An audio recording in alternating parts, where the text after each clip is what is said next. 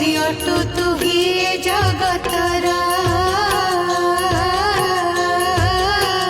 तो पाखरे नाही केही आपणा पर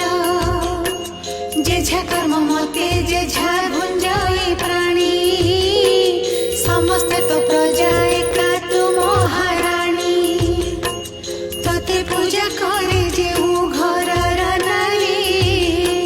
से घरटी होई जाए सरग पुरी तो पूजारे परिबे